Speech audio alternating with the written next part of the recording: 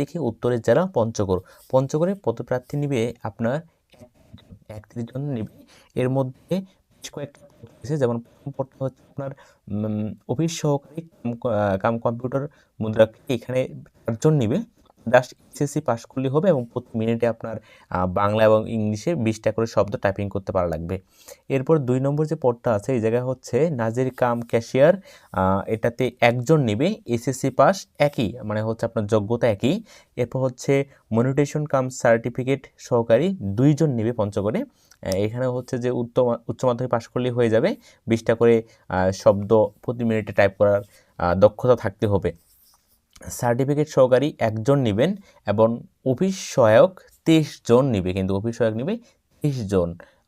এই হচ্ছে মোটামুটি 31 জনের আসলে প্রার্থী। এখন কবে আবেদন করতে হবে এবং শেষ আবেদন কবে এটা একটু দেখি। আবেদনের শেষ সময় 31শে জানুয়ারির মধ্যে আপনাকে অ্যাপ্লিকেশন করতে হবে। অ্যাপ্লিকেশন ওয়েবসাইটে গেলে আপনার বাকি শর্তাবলী আছে সেগুলো বুঝতে পারবেন। তবে আবেদন শুরু 1 জানুয়ারি, অর্থাৎ আজ থেকে আবেদন শুরু, এবং হচ্ছে আবেদন শেষ হচ্ছে 31শে জানুয়ারি। এই হচ্ছে আপনার পঞ্চগড় জেলার সকল যারা চাকরি প্রার্থী আছেন তাদের জন্য এটা বিজ্ঞপ্তি। আপনারা এই নির্দিষ্ট তারিখের মধ্যেই অ্যাপ্লিকেশন করে ফেলবেন। এরপর দেখি কোন জেলায় আপনার চালু আছে। নীলফামারী, পঞ্চগড়ের কাছাকাছি উত্তরবঙ্গের জেলা নীলফামারীতেও 31 জন, সেম কাহিনী, 31 জন নিবে। তারা অফিস সহকারী কাম কম্পিউটার 6 জন নিবে, ঠিক আগের মতো যোগ্যতাগুলো 6 জন নিবে। এরপর হচ্ছে ক্রেডিট চেকিং কাম সারাত অফিস সহকারী এখানে নিবে 5 জন। এখানেও জাস্ট আপনার উচ্চ মাধ্যমিক পাশ করলেই হয়ে যাবে, উচ্চ মাধ্যমিক। এরপর হচ্ছে উচ্চ মাধ্যমিক। এরপর হচ্ছে মনিটেশন কাম সার্টিফিকেট সহকারী এখানে নিবে 5 জন। তারপর হচ্ছে সার্টিফিকেট পেশকার এখানে নেবে 5 জন, সার্টিফিকেট সহকারী নেবে 5 জন, এবং নাজির কাম ক্যাশিয়ার নেবে 5 জন। আর মূলত আপনার যেই যোগ্যতাগুলো আছে যোগ্যতাগুলো সেম। আর এখানে বেশ 5 জন করে নেবে, অর্থাৎ এইটাতে আপনার অফিস সহায়ক ছিল বেশি, অফিস সহায়ক ছিল 23 জন। আর এখানে আপনার পদ সংখ্যাগুলো মোটামুটি ভালো লাগলো আমার, যে একটু অফিস সহায়ক বাদেই তারা আসলে 31 জন নিচ্ছে। এরপর দেখি আপনার নীলফামারী জেলার আবেদনের শেষ তারিখ এবং কবে নাগাদ আবেদন করতে হবে। এখানে আবার মৌখিক পরীক্ষা ভাইবা সহ বলছে। এখানে আবেদনের শেষ তারিখ হচ্ছে 21 তারিখ, 21/1 আপনার আবেদন শেষ হবে। 21/1 অর্থাৎ 21শে জানুয়ারি আবেদন শেষ হবে। তারপর হচ্ছে ভাইবা বা সকল ডিল আপনার হচ্ছে যে তারা নির্ধারণ করে দিবে কবে আপনার ভাইবা নিবে, এরকম কিছু।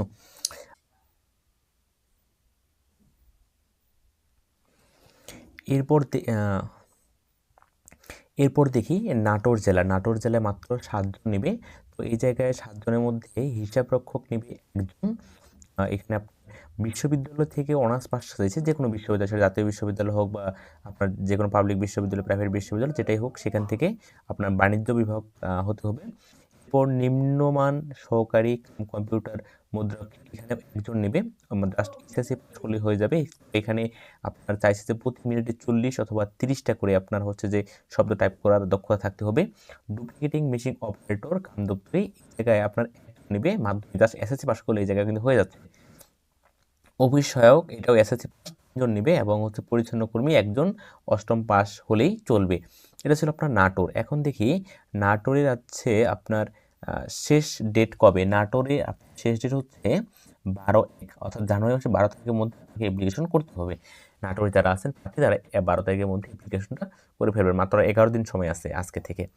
এরপর দেখি আপনার নড়াইল। হ্যাঁ, নড়াইল কি বলছে, নড়াইলের নিবে আপনার 18 জন, এবং 18 জনই কিন্তু এই জায়গায় আপনার 18 জন যেই নিবে 18 জনই হচ্ছে আপনার অফিস সহায়ক, 18 জনই অফিস সহায়ক, এবং এসএসসি পাস করে কিন্তু অ্যাপ্লিকেশন করতে পারবে। এসএসসি পাস থাকলেই আপনি অ্যাপ্লিকেশনটা করতে পারবেন। এবং অ্যাপ্লিকেশনের শেষ ডেট হচ্ছে 14 জানুয়ারি অফিস চলাকালীন সময়ে আপনার জেলা প্রশাসক কার্যালয়ে ডাকযোগে পৌঁছাতে হবে। অর্থাৎ আপনি মনে করেন যে আপনি অ্যাপ্লিকেশন করলেন 14 তারিখে, কিন্তু 14 তারিখে পৌঁছাবে না, 14 তারিখে পৌঁছাতে আর 4 দিন সময় লাগবে, অর্থাৎ আপনি 10-12 তারিখের মধ্যে অ্যাপ্লিকেশনটা করে ফেলবেন। তাহলে ওই ডাকযোগে পৌঁছাতে একটু সময় লাগে, 10-12 তারিখের মধ্যে অ্যাপ্লিকেশনটা করবেন।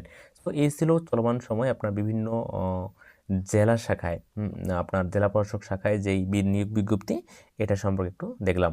অন্য আরেকদিন আরও অন্য কোনো বিজ্ঞপ্তি নিয়ে আলোচনা করা হবে। ধন্যবাদ সবাইকে।